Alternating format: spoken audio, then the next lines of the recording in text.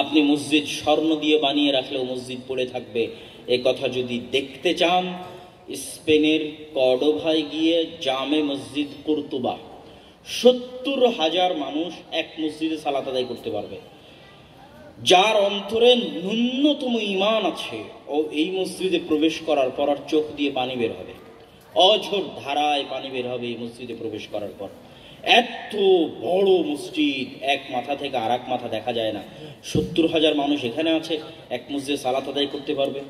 আজকে ওই মসজিদটা পৃথিবীর সবচেয়ে বড় গির্জা, বলে নাউজুবিল্লাহ। পুরো মসজিদ খ্রিস্টানদের মূর্তিতে পরিপূর্ণ। বাহির থেকে দেখে মনে হবে এখনই মসজিদে আজান হবে, আমরা ঢুকে সালাত আদায় করব, কিন্তু আজানও হবে না, সালাতও আদায় করতে পারবেন না। স্পেনের প্রায় প্রত্যেকটা গির্জায় মসজিদ, মেম্বার আছে, মেহরাব আছে, মিনার আছে, মসজিদের কারুকাজ আছে, ভিতরটা পরিপূর্ণ হয়ে আছে মূর্তিতে। তো মসজিদ বিরান পড়ে থাকবে যদি আপনি মানুষ না বানান, মানুষকে যদি শিক্ষা না দেন। মসজিদ উন্নত করে কি করবেন? মসজিদ বিরান পড়ে থাকবে, বিরান পড়ে আছে, কিন্তু মানুষকে শিক্ষা দিতে হবে, এটি আসল। রাসূল সাল্লাল্লাহু আলাইহি সাল্লাম মসজিদে নববী প্রতিষ্ঠা করে মানুষকে শিক্ষা দিতে গেছেন দিন। আজকে মুসলমানেরা শিক্ষায় পিছিয়ে আছে। শেষ পয়েন্ট, সুদী অর্থনীতি। সুদ শুধু মুসলমানদের গোলাম বানায় না, এই পয়েন্টটা মনে রাখবেন। সুদ শুধু মুসলমানদের গোলাম বানায় না, সুদ হিন্দুকে গোলাম বানায়, সুদ খ্রিস্টানকে গোলাম বানায়, সুদ বৌদ্ধকে গোলাম বানায়, সুদ শিখকে গোলাম বানায়, সুদ প্রত্যেকটা আদম সন্তানকে গোলাম বানায়, প্রত্যেকটা আদম সন্তানকে গোলাম বানায়।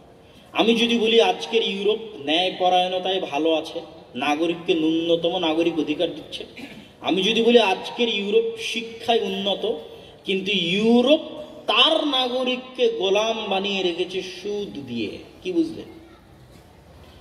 ইউরোপ তার নাগরিককে গোলাম বানিয়ে রেখেছে সুদ দিয়ে। আপনি ইংল্যান্ডে গিয়ে একটা বাড়ি সারা জীবন ইনকাম করে কিনতে পারবেন যতক্ষণ না সরকারকে গিয়ে বলবেন যে আমাকে লোন দাও, সুদের উপর লোনের টাকায় বাড়ি কিনবো, কিস্তিতে আস্তে আস্তে পরিশোধ করবো। আপনার ছেলে মেয়েকে পড়াতে পারবেন না সরকারের কাছ থেকে লোন না নিলে, গাড়ি কিনতে পারবেন না সরকারের কাছ থেকে লোন না নিলে। প্রত্যেকটা মানুষ ঋণী, মানে প্রত্যেকটা মানুষ গোলাম। যতই আপনাকে ভূগোল বুঝাক যে আপনি মানবিক অধিকার পাচ্ছেন, ন্যূনতম অধিকার পাচ্ছেন, যতই আপনাকে বোঝানো হোক আপনি উন্নত শিক্ষা পাচ্ছেন, কিন্তু ইসলাম বলছে আপনি গোলাম। প্রত্যেকটা মানুষকে গোলাম বানাতে পারে সুদ। আমরা শুধু ব্যক্তি হিসেবে সুদে গোলাম না, রাষ্ট্র হিসেবে সুদে গোলাম। মানে পৃথিবীর যত মুসলিম দেশ আছে, পাকিস্তানের প্রেসিডেন্ট একটা গোলাম প্রেসিডেন্ট, পাকিস্তানের চিফ অফ আর্মি স্টাফ একটা গোলাম চিফ অফ আর্মি স্টাফ। কেন? ওর দেশ সুদের লেনদেনে জড়িত, গোলাম। দেশ গোলাম, দেশের প্রধানমন্ত্রী গোলাম, দেশের সেনাপতি গোলাম, জনগণ তো বহু দূরে থাক। তাহলে মানুষকে গোলাম বানিয়ে দিতে পারে, দেশকে গোলাম বানিয়ে দিতে পারে এরকম ভয়ঙ্কর জিনিসের নাম সুদ। আল্লাহ সুবহানাহু ওয়া তাআলা এমনি সুদকে হারাম করেননি। আমার সুদের উপর লম্বা বিস্তারিত আলোচনা আছে যে সুদ কিভাবে একটা সমাজের অর্থনৈতিক সচ্ছলতা এবং অর্থনৈতিক প্রবাহকে ধ্বংস করে দিতে পারে, সেটা আছে। কিন্তু আজকের পয়েন্ট ছিল মুসলমানদের অধঃপতন, যে সারা পৃথিবীতে মুসলমানেরা যে গোলামীর জীবনযাপন করছে, তার এক, মুসলমানদের ন্যায় পরায়ণতা, আমানতদারিতা, সত্যবাদিতা নাই, ধ্বংস হয়ে গেছে সালাত সিয়াম হজ যাকাত থাকলেও। দুই, মুসলমানেরা শিক্ষায় পিছিয়ে আছে, এরা বাহ্যিক উন্নতি, বাহ্যিক বিনোদন, বাহ্যিক পর্যটন নিয়ে ব্যস্ত আছে। শিক্ষার পিছনে ইনভেস্ট করতে হবে, শিক্ষার পিছনে খরচ বাড়াতে হবে, শিক্ষায় মনোযোগ দিতে হবে, শিক্ষায় প্রকৃত উন্নতি। তিন, সুদ মুক্ত জীবনযাপন করতে হবে। সুদ গোলাম, সুদ মানুষকে গোলাম বানায়, সুদ দেশকে গোলাম বানায়। আপনি যদি ইসলামের কর্জ নেওয়া সম্পর্কিত সকল হাদিস সামনে রাখেন, সকল হাদিস, আপনি আশ্চর্য হবেন। আল্লাহ বলছেন ওমাই ইউকরিদুল্লাহ করজান হাসানা, কর্জে হাসানা দেওয়াকে আল্লাহ বলছেন আল্লাহকে কর্জ দেওয়া, কর্জে হাসানা দেওয়া, আল্লাহকে কর্জ দেওয়া। তারপরেও কর্জে হাসানা তখনই নেওয়া যায় যখন আপনি বিপদে আছেন, মরে যাচ্ছেন, মেডিকেলে আছেন, চিকিৎসা হচ্ছে না, খেতে পাচ্ছেন না, তখনই কর্জে হাসানা নেওয়া জায়েজ, বা ইসলাম একমাত্র তখনই আপনাকে কর্জে হাসানা নিতে বলেছে। ইসলাম, আল্লাহর নবী এটাতেও মানুষকে অনুৎসাহিত করেছে।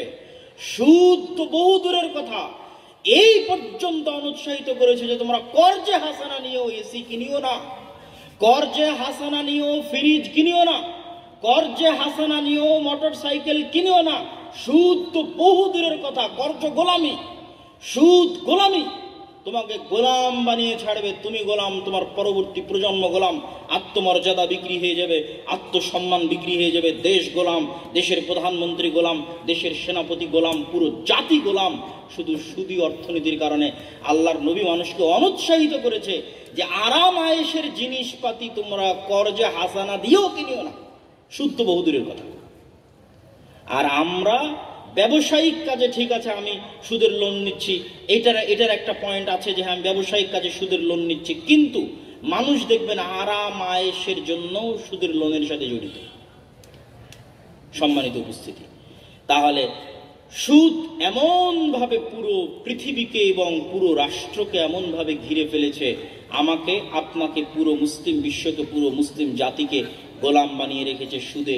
আল্লাহ সুবহানাহু ওয়া তাআলা আমাদেরকে আজকের এই সংক্ষিপ্ত বক্তব্যের আলোকে সত্য বলার তৌফিক দান করুক। পরিবারে, সমাজে, রাষ্ট্রে যে যেখানে দায়িত্বে আছেন, ন্যায় পরায়ণতা প্রতিষ্ঠা করার তৌফিক দান করুক। যেন কোনোদিন যদি রাষ্ট্র ক্ষমতা আপনাদের হাতে আসে, তো অন্তত ন্যায় পরায়ণতা ইসলামী রাষ্ট্র যেন অন্তত চালাতে পারেন, যেটা আজকের কোনো ইসলামী দল, কোনো প্রতিষ্ঠান কারো যোগ্যতা নাই।